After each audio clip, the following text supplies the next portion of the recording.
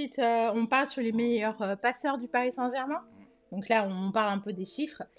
Donc, Safet, Angel Di Maria, Mustapha, Javier et Zlatan. C'est quand même un nombre de passes important. Après, il faut savoir que certains ont été plus avantagés que d'autres dans ces statistiques. Parce qu'il y en a peut-être qui sont d'excellents passeurs, mais qui sont restés trop peu de temps. Et que s'il y avait un ratio par rapport au nombre de matchs joués, on aurait pu vraiment voir la vraie qualité. Là, c'est juste le nombre de passes. Et toi, quel est ton passeur préféré justement au Paris Saint-Germain? Alors, c'est vraiment dommage qu'on n'a pas vu Safet Sijic, parce que Safet Sijic est, pour beaucoup, surtout pour les anciens, peut-être le plus grand joueur que le PSG a eu. C'était un joueur incroyable, une technique de dribble, de passe, notamment dans la dernière passe pour servir notamment Rocheteau, Toko qui était un super buteur. Di Maria, magnifique joueur.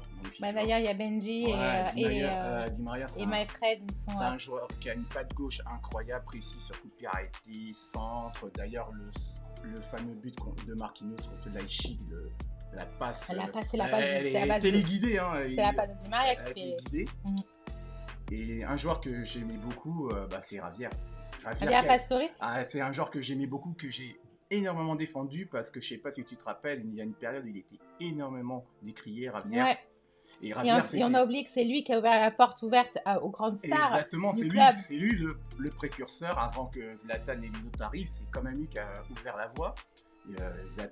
Javier, c'est El Flaco, joueur magnifique, des passes qui faisait même dans le dos, la passe, tu te rappelles le fameux 5-1 à Marseille en 2017, la passe dans le dos pour Cavani sur le deuxième but, il est incroyable. C'est un très beau but. Et bien sûr Ibrahimovic, qui fait partie des 5, qui n'est pas seulement un buteur, mais qui a une technique incroyable, balle au pied, une souplesse au niveau de la cheville, et il était très performant aussi dans les passes. Mais il faut savoir que Di Maria, en plus, son classement peut encore augmenter, parce qu'il est encore présent. Et je pense que Di Maria va dépasser Safet Sijic. Ça prouve la valeur qui était Safet Sijic. C'était un joueur incroyable.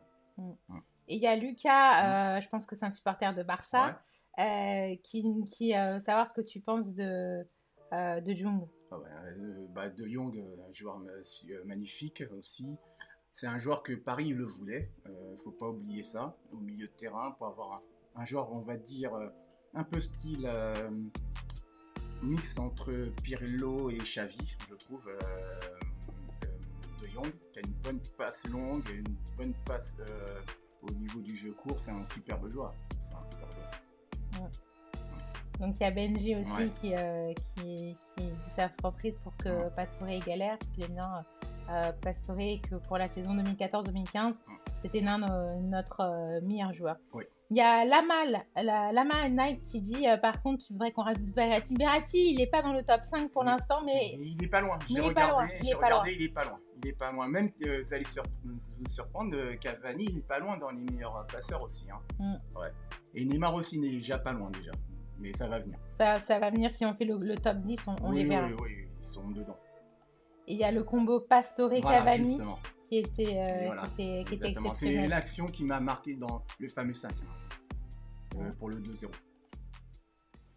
Ô ville lumière, sans la chaleur de notre cœur, vois-tu notre ferveur quand nous marchons près de toi dans cette quête, chasser l'ennemi, enfin pour que nos couleurs brillent encore.